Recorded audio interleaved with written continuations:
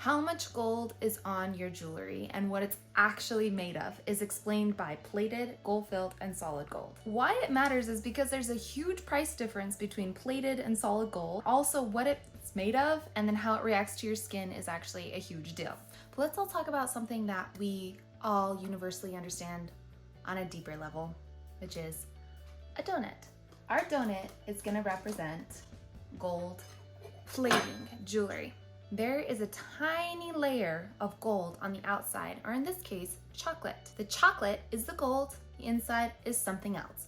Now that something else really tends to matter. So this is going to represent our something else. This is, whoa, I don't know if I should eat it. So say you have plated jewelry and you notice that your skin kind of gets itchy, or it turns red, or it hurts. That is because there is nickel in your jewelry. Now you could have an allergy to sterling silver, but that's a different problem. If we have nickel in our jewelry, that means that the inside is probably brass. So let's talk about brass. This is pretty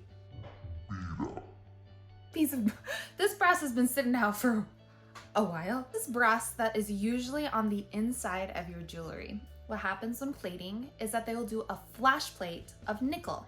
Nickel adheres to gold really well. So just know plated is going to be the least expensive, but that's because it's made of the least expensive materials, which is not always very great for your skin. So that comes in our jelly cream-filled donut. So think of nickel plating jewelry like this. You're gonna have your brass, usually, as you're filling. The donut part is gonna be the nickel, and then the outside is your gold. This is probably great. This is actually not a donut.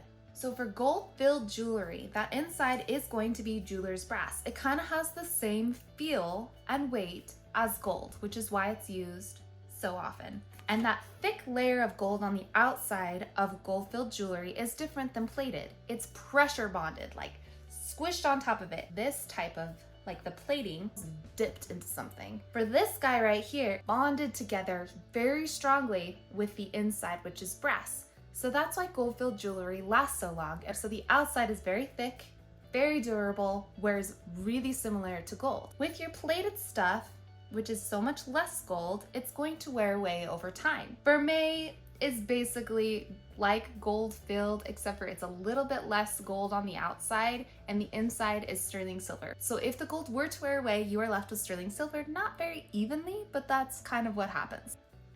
I have to clean my hands. Here in my hand, I have a solid 14 karat piece of gold. Oh my gosh, my heart rate's increasing. Okay, so this is solid gold throughout.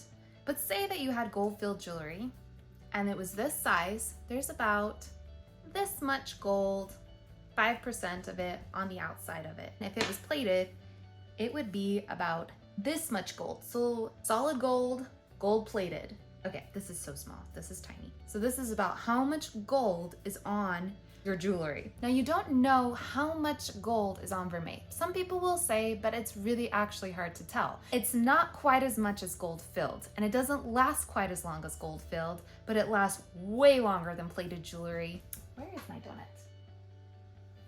I need more donuts. So which jewelry would I recommend? It depends on your goals. If you just want quick fashion, it's cheap, you're not gonna wear it for more than a year, you're gonna wear it every night and you don't care if it wears out, but just know that most plated jewelry is involved in the fast fashion industry. You might not know where your jewelry comes from. You might not know what's in it. So if you want a piece of jewelry to last really a lifetime, I would go with 14 karat gold, and also gold-filled jewelry, which has less gold around your jewelry, but it really should look exactly like gold, wear like gold, and last a very long time, depending on other factors like how hard you are on your jewelry, how much you wear it. If you wear it in water like every day, it can wear away over many years, or if you take really good care of it, it doesn't. So going back to our list, plated has a tiny amount of gold, gold-filled has a lot of gold, pressure bonded on the outside. Solid gold can mean two things. It can mean that it's 24 karat gold, or it means that it's a solid mixture of gold and parts of something else, which makes it stronger and lasts longer. So we all know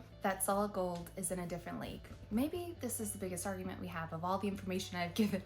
Gold is in a different league, which I'm gonna say is like chocolate. So out of all the gold that you could have, there are 24 carats, but this actually has 25. So let me just take out, so I'm just gonna take this away. This is our 24 carats of gold. If you had 14 karat gold, that means 10 pieces of it are made of something else. And if it's 10 karat gold, it would be 10 pieces of the 24 pieces are gold. 10 karat gold is less than 50% gold. So 14 karat gold is 58.3% gold. And the reason why we do that as jewelers is because 24 karat gold is not really great for wearing jewelry. It's super soft. So you add something that's stronger so that it can last longer for daily wear. So that's why you add in your zinc, you add in your silver, and that's also why it tarnishes, because silver tarnishes all the time.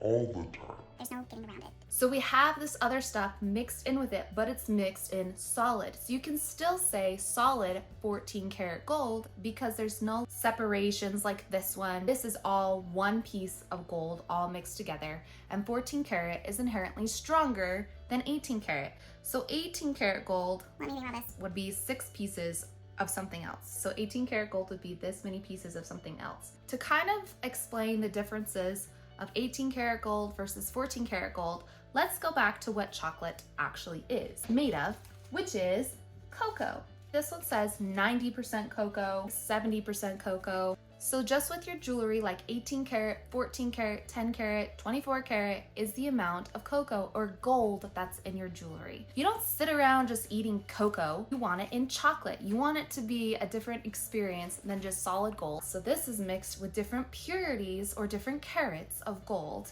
in your gold. This is exciting. Golden ticket? No. I don't even like dark chocolate. I like milk chocolate. You can see that they will have different colors because the amount of cocoa or the amount of gold in 14 karat versus 18 karat is different. But in real life, 18 karat gold is a little bit lighter and 14 karat is like just a teeny bit. It's hard to tell the difference. And what is white gold? So white gold cannot be 24 karat gold because 24 karat gold is yellow. It's gonna be like this chocolate where it has some other things mixed into it. In fact, white gold, they often plate on top of it. So we take our pure gold and then we take 10 parts of something else, tiny bit amount of nickel is in white gold. I know, it's crazy. So there's also a lot of silver, zinc mixed together that makes it white. So then to tell that it's real, solid gold will always have a marking on it. For our jewelry, we always stamp our gold with what karat it is. So if it's 14 karat, 18 karat, and we do have some 24 karat pieces for ultra sensitive skin, we stamp the carat purity as well as HH, or the name of our business, which is Hoops by Hand. So going back to our list with some chocolate on it, plated has a tiny amount of gold, gold filled has a lot of gold, pressure bonded on the outside, 100% solid gold is 24 karat. Mixture of 6 parts one thing, 18 parts gold is 18 karat, and 14 karat gold is 14 parts gold and 10 parts something else. And that means that it's over 50% gold, and it's gonna get more expensive the higher gold amount that is in it. So chocolate, gold, donuts, who knew they were all the same thing?